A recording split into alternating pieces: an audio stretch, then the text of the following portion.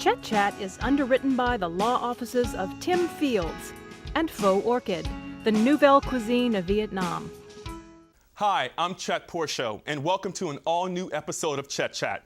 This month, we're highlighting fashion, food, and DIY fun for the whole family. We're also focusing on the theme of recycle and repurpose in design. And finally, I'm gonna share with you some great design tips on our design time. So guys, let's do this. Design show, Chet Chat. Design show, Chet Chat. I'm Chet Porcho, and I've got designs. I'm Chet Porcho, and I've got designs. I'm Chet Porcho, and I've got designs for New Orleans. I'm Chet Porcho on LAE. I'm Chet Porcho on LAE. Chet Chat on LAE. Chet Chat on LAE.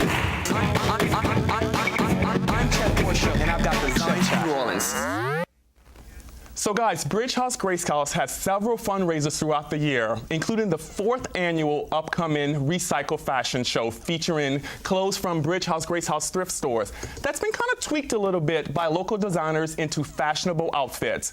So guys, thank you so much for being here with me today. Thank you. Hey, Chet, thanks for having us. Okay, so Joe, tell me a little bit about the mission of Bridge House Grace House. Absolutely. Bridge House Grace House is a substance abuse treatment facility for people who couldn't afford the service otherwise. And a lot of our, the way we're able to keep our doors open is through events such as the Recycled Fashion Show and also our thrift stores as well. Yeah, you know, Bridge House Grace House is one of the nonprofits that I support a lot. I think it's a great nonprofit because it doesn't matter if you've had substance abuse problem, somebody in your family has had it, or you know somebody with it. I actually think somebody can relate to this nonprofit in some one way or the other.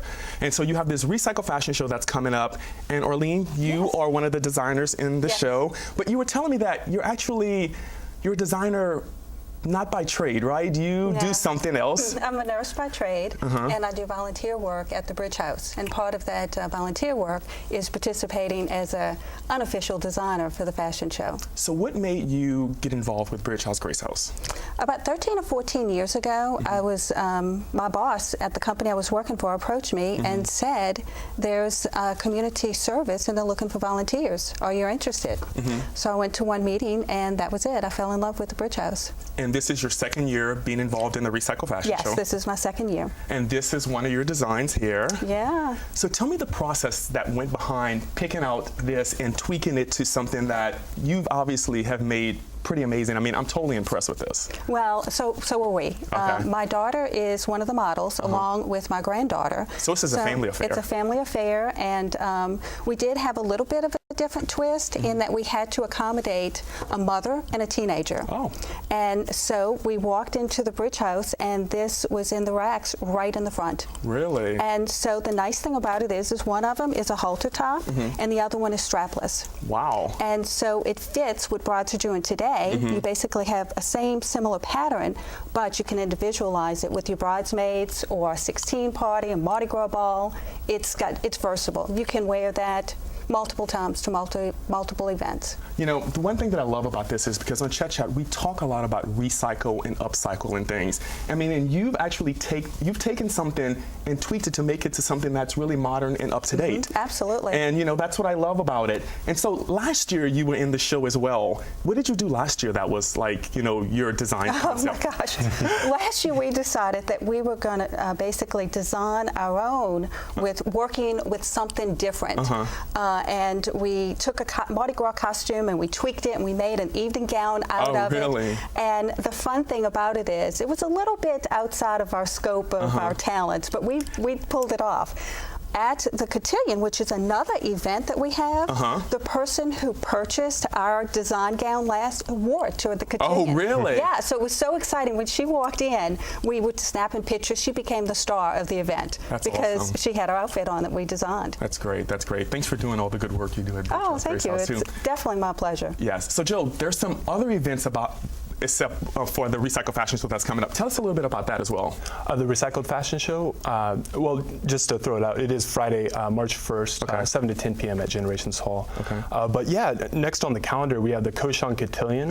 Which is a fun event. Oh my gosh, it's so much fun. It's our 17th, it's our 17th Koshan Cotillion. So it's an annual mock Mardi Gras ball, essentially. Okay. It's a parody of a cotillion, so take cotillion lightly. It's nothing too stuffy by any means.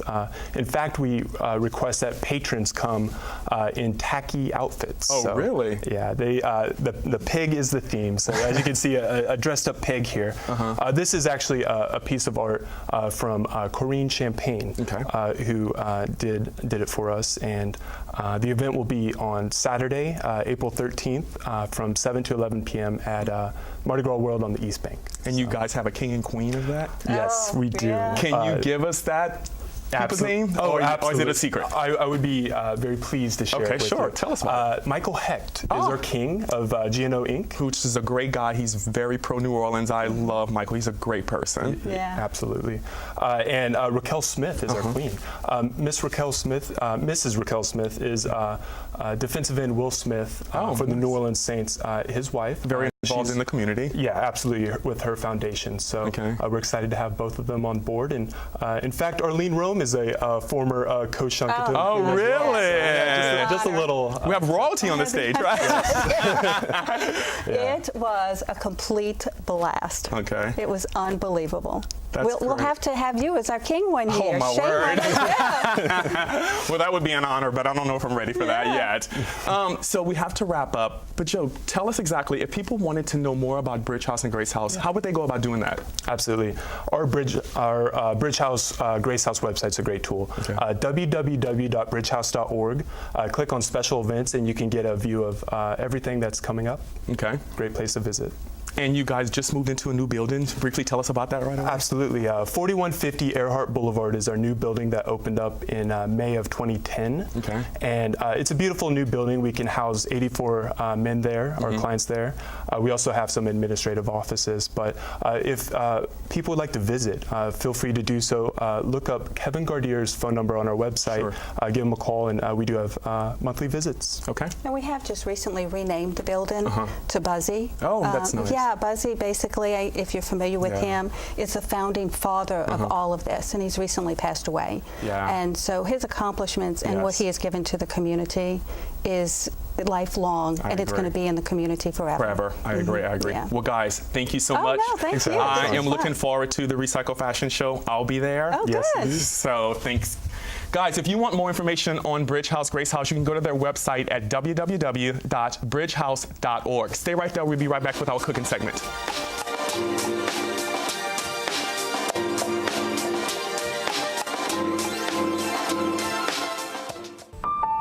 Imagine America's largest stage, dark.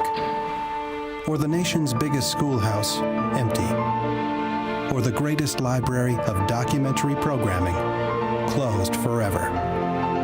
It could happen if funding for PBS is eliminated. Find out more about the threat to PBS at 170millionamericans.org.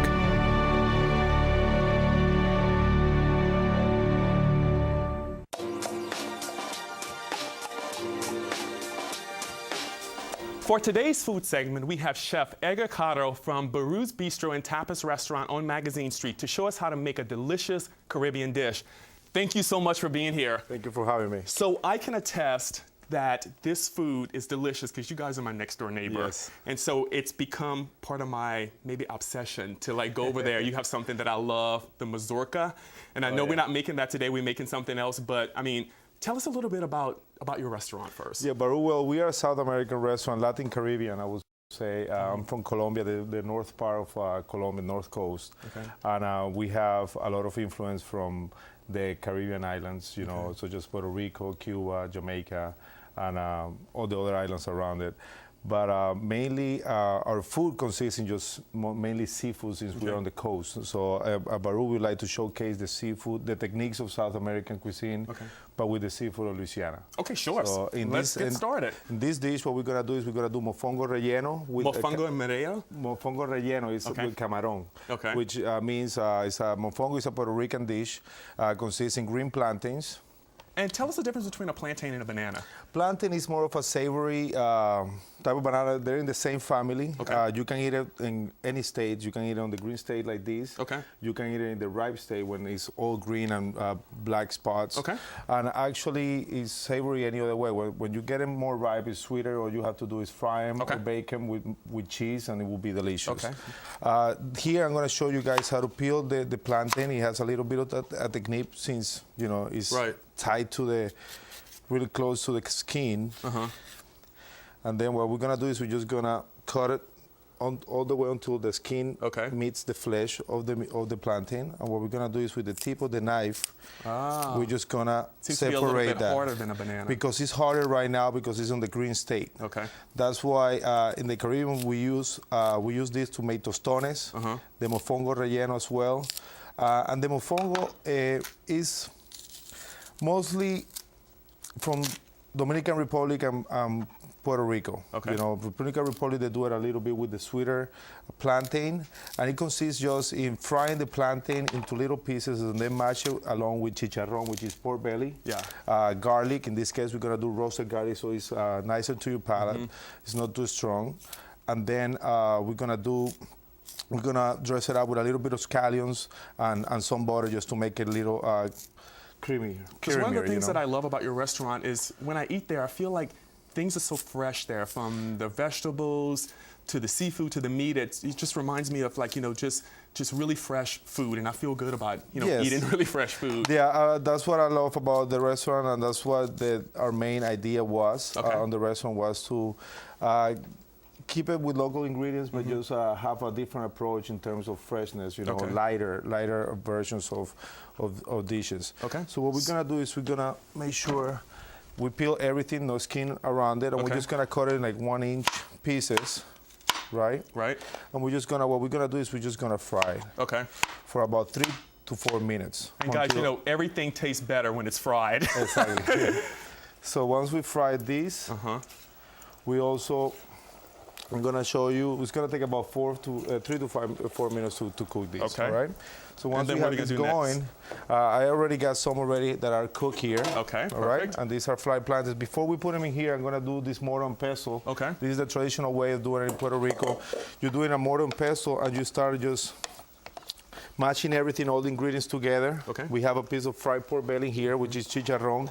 We cut it in little pieces, and the fat and the meat from the pork, as you can see, is gonna be what's gonna bind all these together. So what we're gonna do is we're just gonna keep adding some of that in here, along with the butter, the garlic. And that's roasted garlic? This is roasted garlic. Usually they do it with raw garlic, but I like to do it with roasted garlic so it's smoother to your palate. And what we're gonna do is just mash it like this, just to get all the flavors together, adding a little bit of the scallion and also a little bit of the butter, just to make it a little creamy. I mean, how can this dish not be good if you're frying and adding butter and garlic and, you know, you say pork belly. I'm from Cajun country. I say pork fat. Yeah, or crackling. Or crackling, and then once we have everything ready here, we just want to pretty much season it with salt, just to add some flavor to it, and it will be ready pretty much. And we have the shrimp here. Yeah. So what they do in Puerto Rico is they just stuff these. They stuff it with shrimp, or chicken and stuff like that. Traditional, they do with chicken. Should I start seasoning these shrimp? Yeah, you can. We're gonna season it with salt, pepper, and some of the Creole seasoning to keep some of that New Orleans flair. I feel like I've learned this somewhere before. So salt, a little Creole seasoning, a little pepper. Perfect. And then we flip it around. Let me help you with that. All right. Flip it around. And we do the same thing, right? And we do the same thing. In the meantime, I'm gonna have in the pan right here, I'm gonna heat up some olive oil. And then I'm gonna add some Spanish chorizo, cantimpalo chorizo. Oh, I love chorizo. This chorizo right here is full of paprika Okay. and lots of pieces of pork fat. Okay. What we wanna do first is we wanna do this so we can render some of the fat from the chorizo in here. Okay. So we'll be able to cook the shrimp in the flavor of the Okay, chorizo. So perfect. we'll bring a deeper flavor to the chorizo. So you want the pan to be hot. You can hear the pan going. Yeah. And then what we're gonna do in the meantime also, we're just gonna add some bell peppers to kind of give you a little bit of a sofrito, which is pretty much bell peppers, onions, and garlic. You know, one of the things I learned recently was how important it was to make sure when you're cutting that your cuts are even. Exactly. So they can cook as well even. Yeah. In this term, this cook right here, this cut is julienne. Julienne. What we do is just we open out the bell pepper. Okay. We take out the wax that is inside the bell pepper, and that's what made this beautiful red julienne dishes in here. Okay. So once we have this in here, you can see that it's rendering right now. Okay. You don't want to go too far. You see the amount of fat that you can Sure. see now in there. Okay. Now what we're gonna do is we're gonna add the shrimp in one of the sides. I like to keep the shrimp with the head on because it adds flavor Oh, really? inside. Okay. The head has flavor in it. Okay. All the inside of the shrimp. So what we're gonna do is we just wanna sear them in here, cook it for about 2 to 3 minutes, Okay. and then Can we start plating? yeah, stuff? we're gonna start plating the mofongo. What Okay. we're gonna do is we're gonna get a little mold so we can make sure that we get the same feeling of the relleno. What we're gonna do is over there they use it as a dome. Okay. And then they put the shrimp inside and then they put the plantain on top. What we're gonna do is we're gonna reverse. It's gonna be an open face dome. Okay. Right? So now that we have all this mixture ready, what we're gonna do is we're gonna transfer it to a mold Okay. where we can have, I mean, look how delicious this Oh, looks. yeah. You know? Oh, my God. I can't wait to try that. Yeah, so what we're gonna do is just kind of adding up a little bit right Okay. here, and that will be the bed for the shrimp as well. Okay. So all that juice that we're gonna about to incorporate in here is gonna show. Okay. So here now you have that little dome in here. Let me get rid of this right now. Okay. And we're running out of time, so we are right. almost done with that. So yeah, what we're gonna do is we're gonna get this. Okay. Wow, it smells amazing. Yeah, the chorizo gives you a Chorizo. lot of flavor. Yep. We're gonna deglaze a little bit with the wine. Be careful. Whoa. Just wanna get a little bit of wine. Okay. We're gonna let the alcohol, the wine cook off a little bit. Okay. We're gonna have some of our homemade shrimp stock that we made with achote, Okay. garlic, cucumber. So now that that is cooking, what we're gonna do is we're gonna have a little bit of butter, just so we can make sure that it becomes a creamier sauce. Okay. All right. Once we have this going, just gonna cook it for a little bit more. As you can see, it's almost ready. Shrimp Okay. cooks really fast, Really fast. especially when it's fresh like this. And look at the beautiful color of it, right? Okay. Sure. So now let's Plate it? play. What we're gonna plate is we're gonna start plating in here like this. We're just gonna start going. I'm getting my fork ready. Yes. Okay. And then we're just gonna add up the sauce at the end. Okay. Let me take out this. I'm gonna take out the mold. Okay. So now we can just garnish it. And you were telling me that you have some great news. You guys are opening another restaurant, right? We are, yeah. Right now we're in the process of opening up a seafood restaurant, New Orleans style restaurant. So we're excited about it. We're gonna do a boiled seafood. We're gonna be doing a lot of po' boys, New Orleans style, great appetizer. It's gonna be a great environment. Right on Magazine Street. Well, listen, if this smells anything like it's going to taste, I can't wait to try it. So yeah, pretty much all you do is with the stock, you just surround it like that to make it moist with the Okay. plantain, and just add some of the chorizo and some of the rest of the stuff, and then you can just garnish it with a little bit of scallions, just for color. This is And beautiful. that's it. Mofongo relleno. Oh, camarón. Delicious. Thank you Thank so you. much for Thank being you here. for I having really me. appreciate it. Appreciate it. Guys, stay right there. We'll be right back.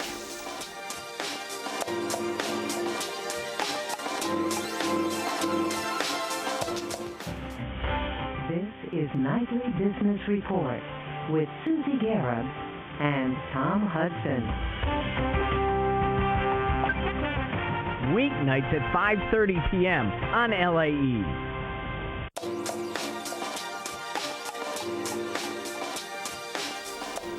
You know, we always love when we can share a DIY segment with the whole family, that the whole family can get involved in. So today, Katie Tasker of the Green Project is here to show us some great environmentally friendly DIY projects. Katie, thank you so much for being here. Yeah, thank you so much for having me. So first of all, tell us a little bit about the Green Project. So the Green Project is a nonprofit, an environmental nonprofit in the city. We're in the Bywater neighborhood, and our whole goal is to basically keep things out of the landfills and get them back into use. So reuse, recycling, all those sorts of things. We mostly work with building materials, but we have started doing environmental education as well, which is what I'm here to talk to you about today. What about environmental education that you guys, what do you do with that? So we go into classrooms with all grades, pre-K all the way through 12th. We also meet with community groups, neighborhood associations, faith organizations, workplaces. We educate people about specific environmental issues, and we also do craft activities and lessons, presentations, all sorts of stuff, just to get people aware. Yeah, that's great, that's great. You know, so this is one of the part of the Chet Chat segments that everybody loves. So glad to have you here. Let's get with it. What are you going to show us how to do today? Great, so I am going to show you guys how to take a wine bottle, and this is a great project to do with your families or with a group of students, and turn it into a vase, maybe for a holiday, Mother's Day, Father's Day, a gift, something like that. And it's a great project because we can't recycle glass in New Orleans unless you want to take it to Target. Okay, that's good to know. Yeah, so it's a great way to reuse glass in a fun, functional sort of way. Okay. So you're going to start with this. You're going to soak it in really hot water. Hot water is very important to get all the labels off. That will get all the labels off. Hot water, guys. Remember, soak very it. hot. Okay. Yeah. And you might want to add some soap if they're particularly sticky. Okay. And then you're going to get a blank wine bottle like this. And the best way to do this project, if you want it to look clean, is to use masking tape. Okay. That's going to be the easiest to come off of the glass. So today, I'm just going to quickly show you guys how to do a couple of, like a simple stripe pattern, something like that. I can help out. Thank you. Okay. So you're just going to wrap the tape around. Okay. And let's see, I'll just... You know, one of the great things about this project that you're doing is that I always talk about recycle and what I call upcycling is basically taking trash and turning it into a treasure. Yes. And so basically that's what we're doing. That's what we're doing here. And you know, in New Orleans, you know, we love our wine. So this is a great project. It is. Here, I'm going to, let's get painting on this guy. So you can just want to use probably a small to medium paintbrush. It just makes it easier, especially with little kids. They're going to paint the whole thing like crazy. And you want to get it all. So you're going to just try and do a nice, even, not too thick coat of paint all over, and you're going to cover most of the tape. Now you can decide what color you want to use, or definitely. And the Green Project actually recycles paint as well. So if you're looking for an inexpensive, durable paint to use, we have all the primary colors, secondary colors, everything like that for $5 a gallon. So if you have a whole class to do this with, you can do it on a budget, which is nice. I was very excited to have you on the show for a couple of reasons, but one of the reasons is that you work with a lot of kids, and a lot of times on the Chet Chat show and our DIY segments, we forget about focusing on kids. So I think this is a great project that you can do with your kids, or that a teacher can do with her students. So thank you for bringing, you know, the kids to life on Chet Chat as well. Yes. It's a good thing to remember. They're the generation that's coming next. So we want to make sure that they're prepared for the challenges that they're going to face, and that they know about the issues that our environment is facing right now. Okay, so this is just a simple demonstration. So if you wanted to do the whole wine bottle, you would do more tape, you could do patterns, you could buy stickers that are those circle price stickers or something, and get really fun with it. An important step is you're going to want to let the paint dry for maybe about 30 seconds to a minute, but not all the way. If you peel the tape off when the paint's already all the way dry, it's going to peel the paint too. So you want to try to peel it off while it's still wet. While it's still wet. Yes. So I'm going to see if I can do this. There you go. Yeah. So and it'll leave, it should. See, it's still a little too wet to peel it off right now, but for the nature of television, you've bought us some that you did beforehand, right? Yes. So I have a final product here to show you guys. And these are the final products. Yes, these are some that we've done with kids in the past. I use this blue color just because I love it. But the stars are very easy to make. You take a little rectangular piece of tape, and you cut it diagonally. You can also use an X-Acto knife if you have one of those to make lots of cool patterns. And then they can just fill them with water, put flowers in them, and it's a vase for Mother's or Father's Day or any other occasion. This is perfect. We have to wrap up, but really quick. talk to me about this journal just like really fast. Okay, so this is another project we do in the classroom. Okay. It's called My Scrap Journal. We go in, teachers always have one-sided pieces of paper that are getting trashed or recycled, and we try to talk to kids about reusing before you recycle. So we take the clean side of the paper, make journals, and then they can use those in class for the rest of the school year. Perfect. Thank you so much for being here, and Yeah, thank you so much for thinking about the kids as well. Yeah, thank you for having us. So guys, stay right there. We'll be right back.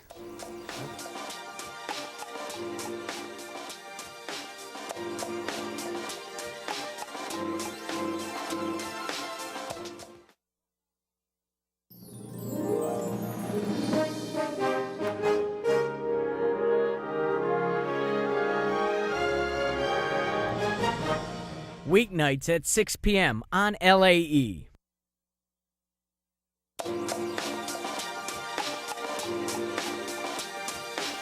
Now it's our design time. This month I'm going to highlight the trends of design in 2013.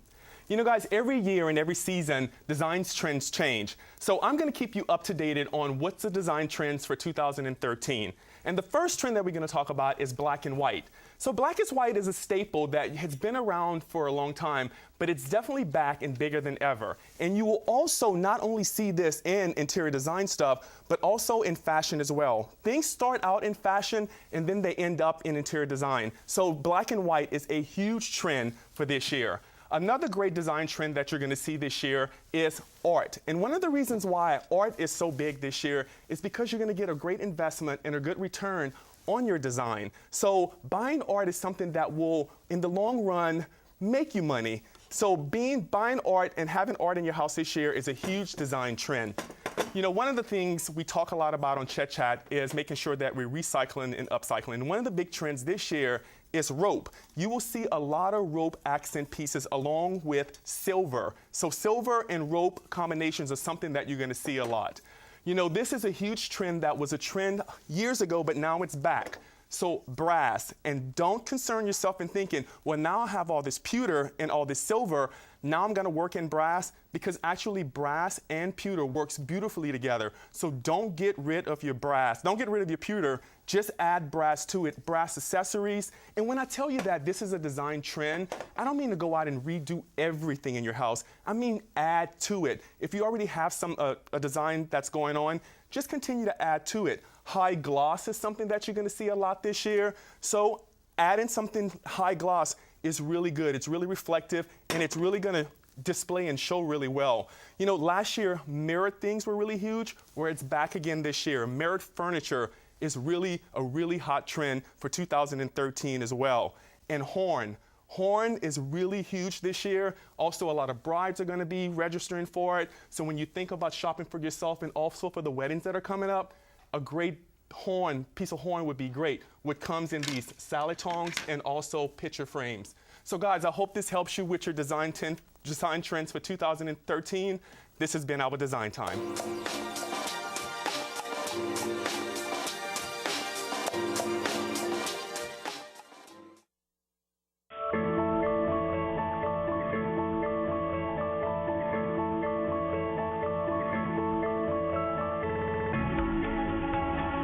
Be sure you tune in to watch me on the new season of Worst Cooks in America on the Food Network every Sunday at 8 p.m. I hope you've enjoyed today's show and got some great ideas. I'd like to thank all of my guests for being here today. If you have a local business or an organization that you would like to see featured on an upcoming episode of Chet Chat, just email your suggestions to chetchatshow@gmail.com.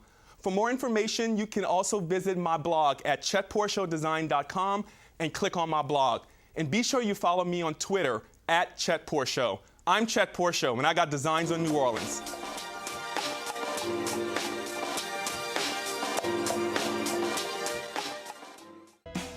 Chet Chat is underwritten by the law offices of Tim Fields and Faux Orchid, the nouvelle cuisine of Vietnam.